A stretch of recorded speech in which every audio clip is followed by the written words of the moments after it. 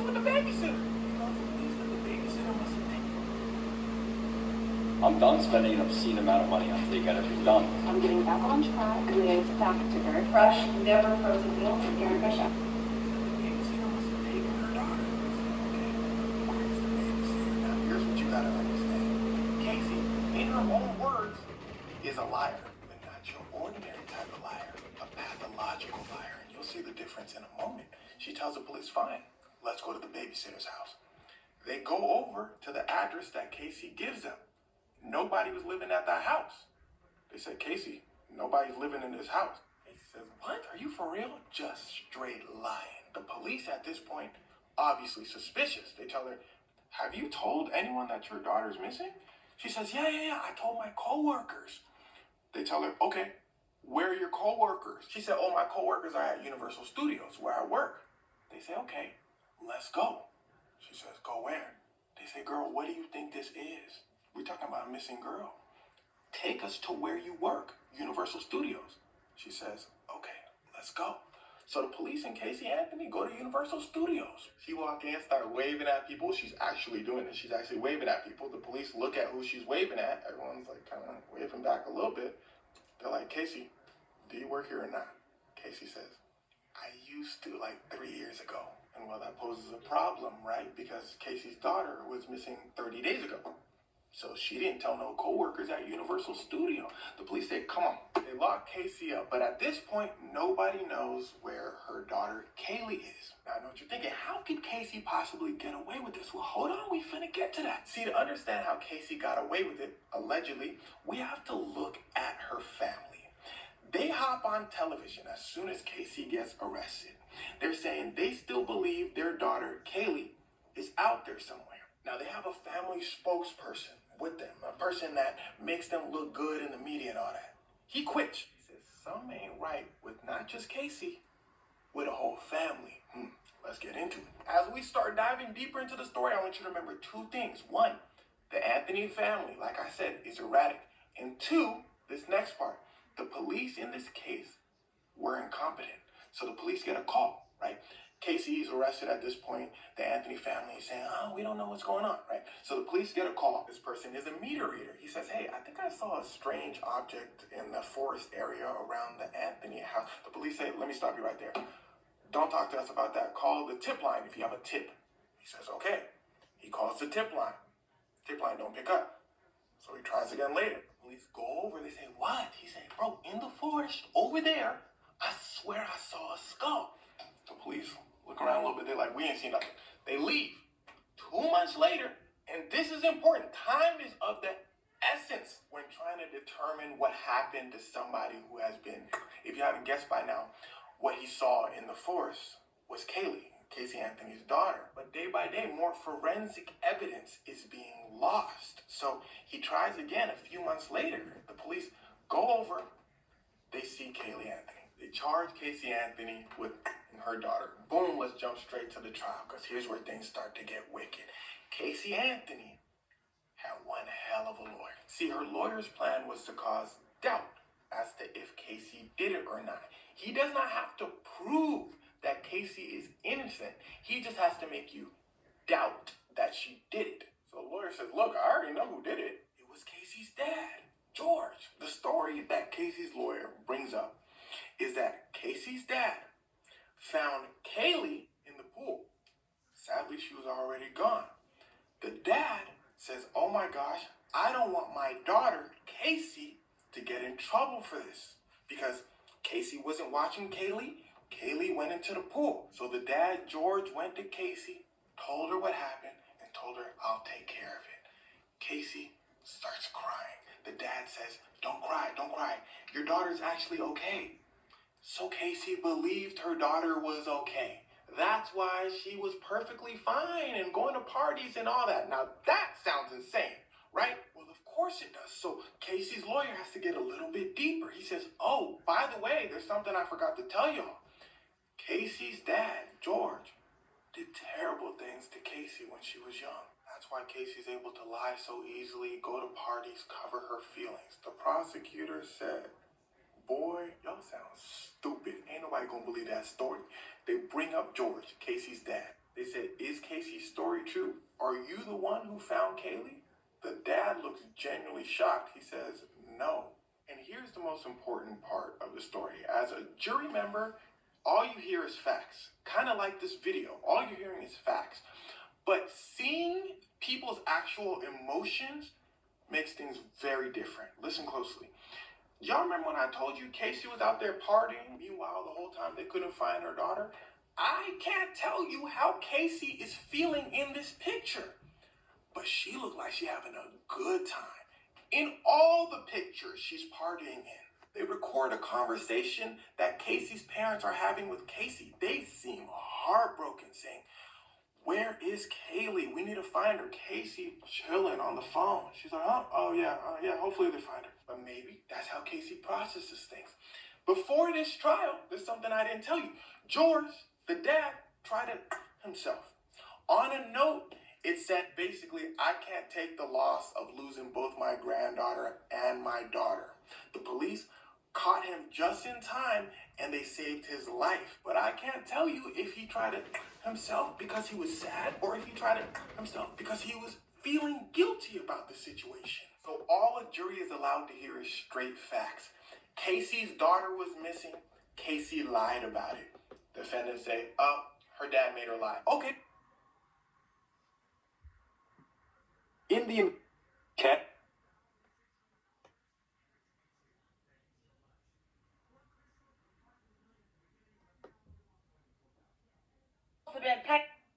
Racist man who attacked a black female neighbor has now been charged. These details are still developing. Put up the picture full mask. I'm going to take you to Seattle. A Seattle man unleashed punches.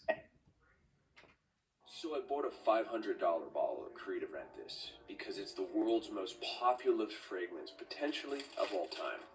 And he would Unleashed punches and kicks on a black female neighbor while yelling racial slurs, is now going to face hate crime charges. The attack occurred just steps from the woman's home, and the alleged perpetrator was a neighbor, a fellow resident in the Cambridge Apartments in the First Hill neighborhood of Seattle. Here's what happened. Around 8 p.m. on the 25th of February, the victim and a friend were chatting near an outdoor staircase when Mr. John David French began yelling the N-word from his back door. That's according to a probable cause affidavit obtained by the local news outlet Fox 13. So Fox 13 Seattle reports the 42-year-old suspect then bolted from his apartment, lunged over a small wall to assault the woman in what prosecutors say was completely unprovoked attack. After knocking her to the ground, the suspect unleashed a torrent of punches and kicks while continuing to yell racial slurs. The victim's friend intervened and chased Mr. French back to his apartment, where he then locked himself in while the victim and her friend called 911. According to Seattle Detective Eric Munoz, the police set a perimeter around the area when French refused to comply with police commands to vacate his residence. Suspect only relented after a judge fast-tracked the approval of a search warrant that night, giving the permission to enter. The victim suffered cuts and bruises to her head. She made headlines as the twerking flight attendant who lost her job after this video went viral. Now she's speaking out in an interview with our Amber Cogliano. She's the flight attendant whose twerking cost her dream job. I didn't think that, being so happy can turn into something like this. Nell Diallo was having a great time dancing and twerking in the aisle on an empty plane before an early morning flight. I decided to just take advantage of the moment to wake myself up and kind of get myself hyped up for my day, basically. She posted the video on TikTok along with the caption, "What's wrong with a little twerk before work?" But after the video went viral, she says Alaska Airlines fired her. What did they say to you? They just said that I broke their social media policy. Nell had only been on the job for 6 months. She says she was twerking to celebrate the end of her probationary period. Why did you decide to post the video? And I was really proud. What's your message for them? Well, if I didn't align myself with both of them, you'd never have a deal. You want me to say... respond to this. So look, for 4 years in the United States of America, we had a president who stood up at press conferences and talked tough about Vladimir Putin, and then Putin invaded Ukraine and destroyed a significant chunk of the country. The path to peace and the path to prosperity is maybe engaging in diplomacy. We tried the pathway of Joe Biden of thumping our chest and pretending that the President of the United States' words mattered more than the President of the United States' actions. What makes America a good country is America engaging in diplomacy. That's what President Trump is doing. Can I ask you? Sure. Yeah? Yeah. Okay. So he occupied our parts, big parts of Ukraine, part of East and Crimea. So he occupied it on 2014. So during a lot of years, so I'm not speaking about just Biden, but those time was Obama, then President Obama, then President Trump, then President Biden, now the President Trump, and God bless, now President Trump will stop him. But during 2014, nobody stopped him. He just occupied and took. He killed people. You know what the contact line? 2015. 2014 2014. and 2014. 2014? Yeah. So I was, he killed. I was not here. Yeah, but, That's exactly but right. yes, but during 2014 till 2022, yeah, the situation the same. The people have been dying on the contact line. Nobody stopped him. You know that we had conversations with him, a lot of conversation, my bilateral conversation, and we signed with him, me, like a new president. In 2019, I signed with him the deal. I signed with him, Macron and Merkel, we signed ceasefire. Ceasefire. All of them told me that he will never go. We signed him with gas contract. Gas contract. Yes, but after that, he broken this ceasefire. He killed our people and he didn't exchange prisoners. We signed the exchange of prisoners, but he didn't do it.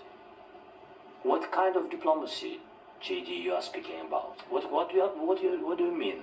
I'm talking about the kind of diplomacy that's going to end the destruction of your country. Yes, but if you Mr. President, with respect, I think it's disrespectful for you to come into the Oval Office and try to litigate this in front of the American media. Right now, you guys are going around and forcing conscripts to the front lines because you have manpower problems. You should be thanking the President for trying to bring an end to this conflict. Have you ever been to Ukraine that you say what problems we have? I have been to. Count one. I've actually watched and seen the stories, and I know what happens is you bring them on a propaganda tour, Mr. President. Do you disagree that you've had problems bringing people into your military? And do you think that it's respectful to come to the Oval Office of the United States of America and attack the administration that is trying to prevent the destruction of your country? A lot of questions. Let's start from the beginning. Sure. First of all, during the war, everybody has problems. Even you, but you have nice ocean and don't feel now, but you will feel it. This is what Ivy League universities you can get into with a 3.6 GPA. 90% of students with a 4.0 plus GPA. In the future. God bless. You don't know that. God bless. God bless. You will not have war. Don't tell us what we're going to feel. We're trying to solve a problem. Don't tell us what we're going to feel. I'm not telling you. Because you're in no position to dictate that. That's exactly what you're in no position to dictate what we're going to feel. Started fighting. We're going to feel very good. Feel influence. We're going to feel very good and very strong. You will feel influence. You're right now not in a very good position. You've allowed yourself to be in a very bad position, and he happens to be right about it. From the very beginning of the war. You're not in a good position. You don't have the cards right now. With us, you start having cards. Right now, you don't know. You're playing cards. You're playing cards. You're gambling with the lives of millions of people. You're gambling with World War III. You're gambling with World War III. And what you're doing is very disrespectful to the country, this country. That's back to you. Far more than a lot of people said they should have. Ukraine has zero path to victory that doesn't include a massive commitment of U.S. ground forces. Donald Trump has been the sole voice of reason, and you're a fool. I mean, you're a fool not to be on his side on this. Donald Trump is seeking peace when the whole world is conspiring against him, except the people who elected him. EU, they want war. The Uniparty wants war. The Washington war machine wants war. The World Economic Forum, they want war. Zelensky wants war. This would be World War III. If the United States ends up in a hot war with Ukraine, a war with Russia, a hot war with Russia would be absolutely a bloodbath. This is critical that you understand this. Now, welcome to another episode of Ideas Have Consequences with me, Larry Alex Taunton. And again, I am coming to you from causing them to fall like dominoes until communism was on our very doorstep. And what you often saw, when I was a kid in the 70s and 80s, watching, current events or in a history class, perhaps when you would see the documentaries, they often showed a map and then red, bleeding out across, the continent of Europe or Africa or South America. And that was communism. That was the domino theory. Again, the idea that one communist country after another would fall to communism until we were essentially surrounded by communist countries. Now, suddenly, the United States, again, according to the dictates of, they were interpreting all of this, the Kennedy administration, the whole West really, was interpreting all of this through the lens, the Cuban Missile Crisis, Fidel Castro's seizure, his so-called revolution, which was really just a coup d'etat, to take power in Cuba. It was interpreted through the lens of the domino theory. So it was deemed very, very alarming. And the U.S. viewed Cuba as an existential threat that was just 90 miles off of our coast and a threat that was nurtured by the Soviet Union. And it was also seen as a step towards further communist expansion in the Western Hemisphere. And of course it was, because there were attempts at other Marxist coups in Central America and in South America with mixed results. Now, fast forward to the present. Since the collapse of the USSR in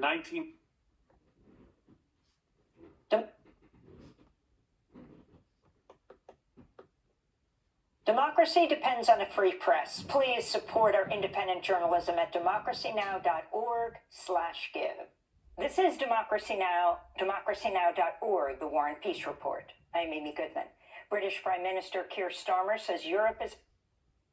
Good evening from New York. Or something else that happens that, that weakens us. But there is going to be a 10-nation confederacy that happens. We're seeing the precursor of that right now. Create attention-grabbing videos with millions of creative assets on Motion Array. Join the biggest global businesses and enter a world with endless creative possibilities. Or something else that happens that, that weakens us. But there is going to be a 10-nation confederacy that happens. We're seeing the precursor of that right now in the World Economic Forum. There is going to be an Antichrist that rises up out of the revived Roman Empire. We don't know exactly who that is. But what's happening right now between Russia and Ukraine is serious in the sense that Russia is aggressive. They are Gog is a person. Vladimir Putin very well could be Gog of the land of Magog. And he's acting like it, and they have all the coalition ready with Iran, Turkey, all the other nations. They're all aligned, and Russia is the leader of it.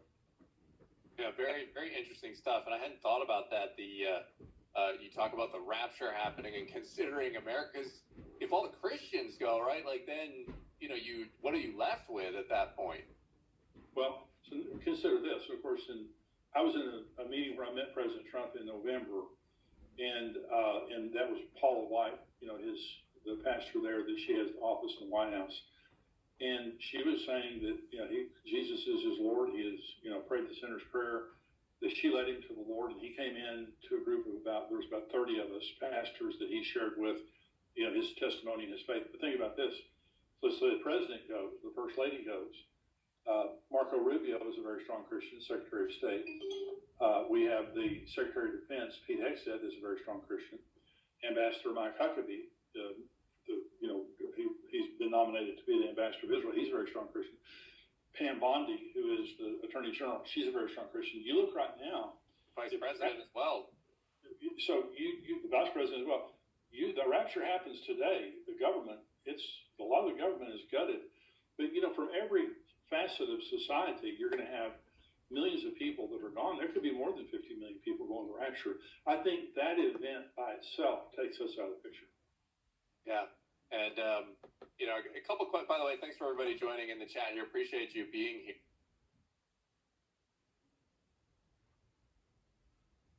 What would you say you're bringing to the table in terms of, your relationship skills or whatever it is, right? So we know you got the fire sloppy toppy, and I'm sure he was in. What would you say you're bringing to the table in terms of, your. And so what happened now? How did you end up in jail? Went from him being in jail to you being in jail. Over that. You see me now? You see the drill? We see the Valencia. Yeah. Okay. So, where are you getting this money from right now at this point? Because before it was, you're doing your thing or whatever. Yeah, your regulars. Savings. I have savings, but I'm still doing that sometimes. Shit, yeah. Okay. Because that was. Well, see, here's the thing, right? Because that was like one of the stars of the interview. Is where you was talking about how good it was and how 5 minutes minimum. Yeah, this nigga last night was like, damn, I'm shocked you can't trim like that. Bitch, in and out, what you thought? So what? So it really is like that. Because everybody thought that I was going to try it out, and I wasn't on that. Have I ever been like that with you? Right, nah, we just strictly business. Right. Yeah. So, you know what I'm saying? for the ones in the back. Yeah. All right, I don't be desperate to be doing everybody like that. I pick and choose, and by the grace of God. So are you working in addition to that? Or that you just mostly just getting your money from that? Yeah, I'm working to addition that. I'm looking actually for a better job though. Where would you say you get more money from? The job or from, what you do? What you do? I don't know. Honestly, both. Okay. Both, for real. I mean, I don't really be on that like that. Like I said, I pick and choose, and then I have regulars. So I really just do my regulars. I don't like seeing new people for real. Okay. Did anybody hit you up from? Niggas is weird. Meet the pod. The intelligent bed cover designed to fit over any mattress and transform your rest. With cutting-edge technology, the pod dynamic. Not even in town. The members of the US organization were taken from the crime scene. They were on target. Our Deputy Minister of Defense is dead, along with our Minister of Information. Cleaver said a purge of Black Panther members is tearing the party apart. The government, power, COINTEL, whatever, when they killed Bunchy, they killed the party. We just didn't know it. It was as ugly a turn of events as one could imagine for two groups that, for all intents and purposes, should have been working together. Or was it? See, years later, it was revealed that the CIA's COINTELPRO operation had infiltrated both groups and was purposely fanning the flames of discord. Further, it's strongly believed that Karenga, the ostensible victor in this conflict, being the last one left alive, was actually working with some of these organizations. It has been admitted by the CIA that they persistently worked to infiltrate and destroy Black power groups in the 70s and 60s up until the 80s. They often don't name the names unless people name themselves. However, by his own admission, we do know that Karenga worked with the LAPD and even met with Ronald Reagan after the murder of Martin Luther King in a measure to ensure there'd be no civil unrest in the wake of King's death. These are things Karenga spoke to as the wrong move, and it would color his image in the eyes of many Black American radicals for the foreseeable future to know that he does have some form of relationship or reputation with the same administrative powers that Black people saw as their oppressor. So I want you to address what I think are the two lingering allegations. At IHG's Holiday Inn Express, you can guest how you guest. Enjoy free breakfast while you work. It's like they make a modicum of sense and then they just kind of take you into the other direction. Struggle is up, brother. Oh, Russian is up, brother. Salami, eggs, and bacon. But we hate to think the devaluing of Black life and brutality against Black people is just the status quo. With the system was necessary to free Black people. And this at times brought them into conflict, not just with the system, but with each other. Difficult for me to use the phrase black power because of the connotative meaning that it has for many people. And one such incident was a conflict between Ron Karenga and his organization Organizing Us and Bunchy Carter of the Black Panthers in Southern California in the late 60s.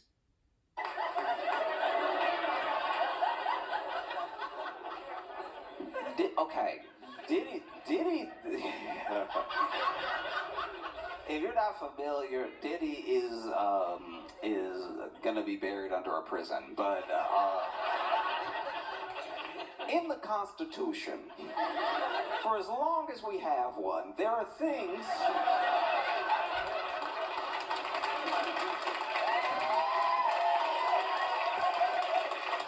for as long as we have a Constitution, there are things laid out in it that state your rights as a citizen, you know?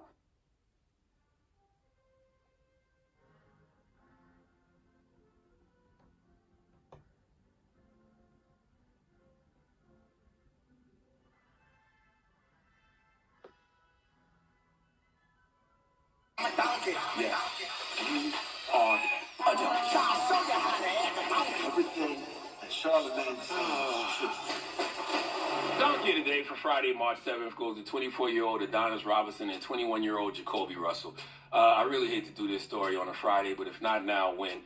Those two YNs are the suspects in custody, wanted for the Forest Hill murder of a 30-year-old man named Ronnie Sibley and his 5-year-old daughter, Romani Sibley. Well, one of them is in custody. I think Adonis is in custody. I don't know if both of them are, but let's go to Fox 4 News for the report, please. 2 capital murder suspects are now identified and subjects of a manhunt. They're scared. They're cowards. They're hiding. They are 24-year-old Adonis Robinson and 21-year-old Jacoby Russell, both of Fort Worth.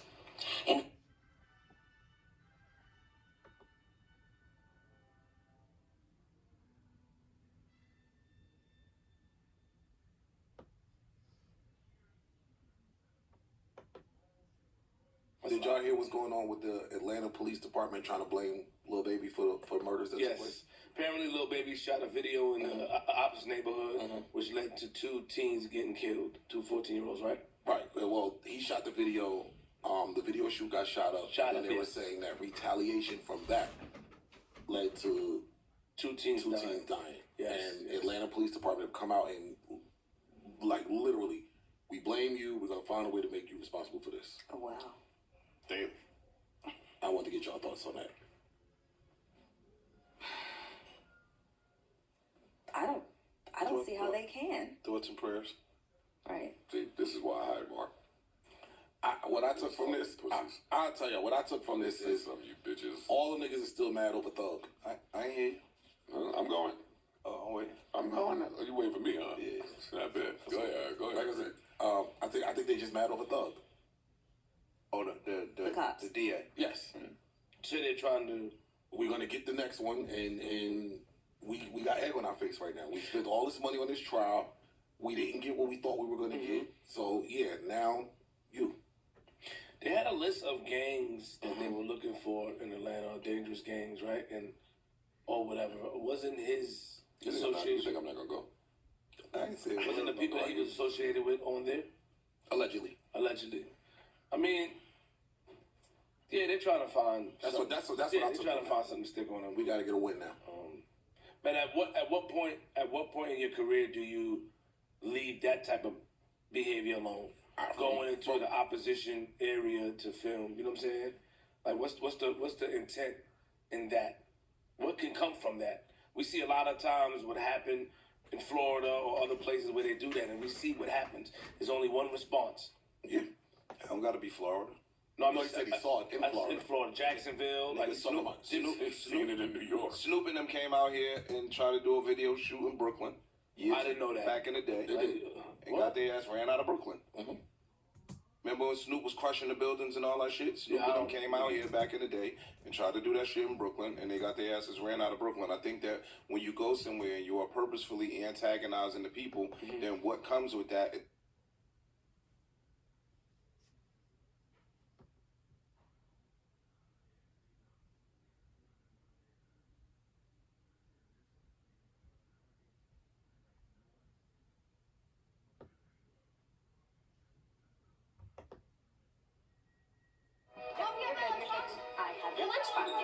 Things can be a bit hectic. In the year 5000, humans reached the edge of the universe, but they didn't expect to find life there. In the distant future, humanity not only mastered space travel, but also built a galactic empire spanning the entire Milky Way. Planetary travel became the norm, and the empire is ruled by 3 clones of the late Emperor Cleon, who maintain the regime established by their original. Terminus is a planet that became the starting point for a shift in the galactic order. Once a distant outpost on the edge of the galaxy, surrounded by underdeveloped and warring planets, it is now a unique place. Not only does it harbor life, but it is also home to a mysterious vault. The vault is surrounded by an invisible magnetic field that affects humans negatively. Children are fascinated by it and often challenge each other to see who can get the closest. As they approach, they begin to experience headaches and dizziness, and if they get too close, they may pass out. One daring child, having snuck away from home, ventures too close and collapses, terrifying the other children. Luckily, Salvor Hardin is nearby. She not only carries the boy to safety but also warns the others not to attempt such stunts again. Salvor is a remarkable figure, with legends claiming that she is the only person capable of approaching the vault. She dismisses these rumors, but she has yet to realize the crucial role she is destined to play in the near future. Gul Dornick is a math prodigy forced to flee her home planet of Synax. There, the ruling church represses science, considering it the work of the devil. Rejecting both the church and religion, Gul undergoes a cleansing ritual in which several gemstones are removed from her face. She has won a prestigious competition and earned the right to study under the famous Hari Seldon, the creator of psychohistory, a science that predicts the future through mathematical calculations. The people of Synax view Gul with contempt and hatred, so her parents hurriedly send her off on a ship, giving her a tearful goodbye. They cannot abandon their faith and leave with her, but they hope she will fulfill her potential and never return to the planet where she could be executed. On the ship, Gul meets Gerald, a thoughtful man who helps her adjust to her new reality. She is unfamiliar with how the ship operates and is frightened by her first space journey, so Gerald offers her constant support. During the space jump, people must sleep, as it's dangerous for them to stay awake. They are placed in special protective pods, but Gul wakes up during the jump, shocking the crew. Soon after, she arrives on Trantor, the capital of the Galactic Empire, ruled by the 3 clones of Cleon. As Gul disembarks, she notices soldiers escorting several coffins and learns about a conflict between several planets on the edge of the galaxy. Equally awe-inspiring is the space elevator that takes her down to the planet's surface. Brother Dawn is still young and learning from Brother Dusk. At this time, the Empire is ruled by Cleon 12. Brother Day is aggressive and ruthlessly punishes anyone who dares question his authority and power. Upon learning that one of his subjects has read a treatise by someone who doubted the Emperor's rule, Brother Day immediately orders the man's execution. At a formal dinner, the clones, considered brothers, discuss both foreign and domestic policies, as well as the Empire's problems. Brother Dusk frequently teaches his younger sibling and allows him to take part in decision-making. Soon, delegations from 2 warring planets arrive on Trantor, and it is Brother Dawn who has the opportunity to settle the conflict, making his first wise and decisive choice. Meanwhile, Gul meets Rach, Hari Seldon's adopted son. He proves to be a pleasant conversationalist and sparks her interest, but Gul is focused on her studies. When she sees the magnificent library, she is stunned to hear that the building is soon to be destroyed.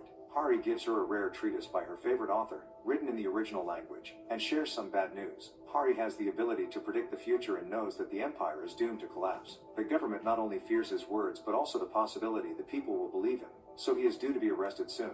Since Gul has now arrived on Trantor, she too will be arrested alongside him, but she may be the one who can help them escape.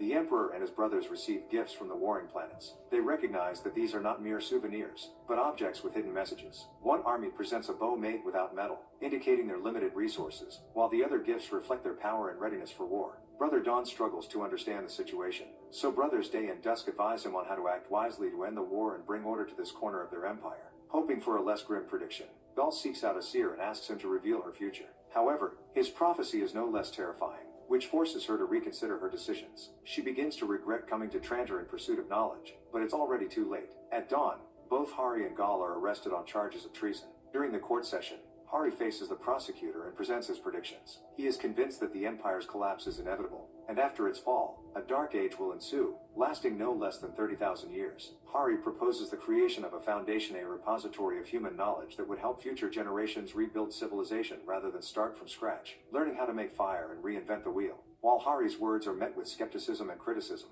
Gul has a private encounter with Gerald. It turns out that Gerald is not just a random fellow traveler, but an Imperial agent who has been monitoring her since her first scientific discovery, which astonished her planet's people. Gerald offers Gall a deal, discredits psychohistory and Hari's claims. As a prodigy, she could be the only one capable of legitimately disproving the scientist's theories. The agent is extremely persuasive, presenting her with two options. Either let Hari be executed or face the Empire's wrath herself. As Gall studies Hari's work, she realizes that he is right. Unafraid of the consequences, she confirms the accuracy of Hari's model. Furious, the Emperor orders the execution of both, as they challenge his absolute power.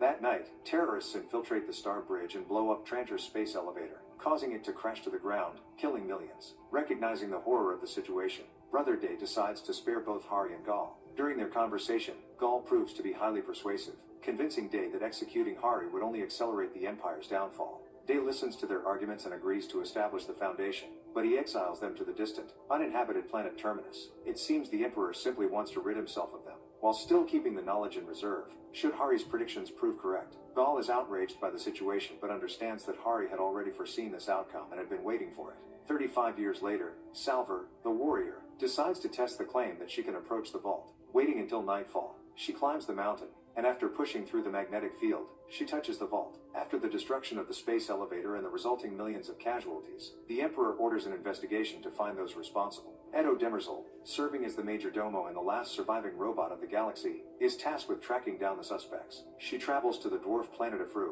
home to the best scientists, after receiving information that an explosive device used by the terrorists was developed there. Upon invading the planet, the Emperor's soldiers execute everyone in a secret laboratory, sparing only the lead specialist. The woman is promised a chance to survive if she reveals the identity of the mastermind, but this leads nowhere. Demerzel struggles to identify the culprit behind the tragedy, causing anxiety for the Emperor and his brothers. Meanwhile, Gary and his crew, along with their families, are en route to Terminus to assimilate the planet. They are aboard a slow starship with several years to prepare for a new life in this barren world. Gale and Rach meet by the pool, where she encourages the scientist's son to learn how to swim. This romantic moment leads to them starting a relationship, but they decide to keep it a secret from Rach's father, who is foreign to all things human.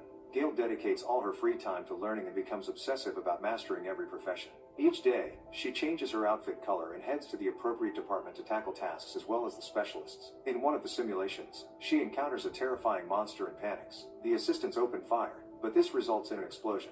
Thankfully, no one is harmed, as it is merely a simulation, but they need to learn how to handle such issues in real life to minimize potential casualties. Later, Gale meets with Gary and learns he is prepared for the loss of human resources. Mathematical models suggest that 1/3 of the people won't survive landing, and many more will become victims of the hazardous work ahead. This statistic frightens Gale, and she hopes the calculations are not entirely accurate, but Gary remains indifferent. He is irritated that some crew members have begun calling him by name, as their mission allows no room for humanity, friendship, or love. The Emperor interrogates the ambassadors from the peripheral states of Anacreon and Thespis. They deny any involvement with the terrorists, despite having communicated in their language. The ambassadors are convinced that they could not have harmed the space elevator, knowing the potential consequences of such a disaster. The Emperor does not believe their words. Someone must be held accountable for the act. Unable to find the real culprits behind the terrorist attack, he decides that those who theoretically could have known the bombers must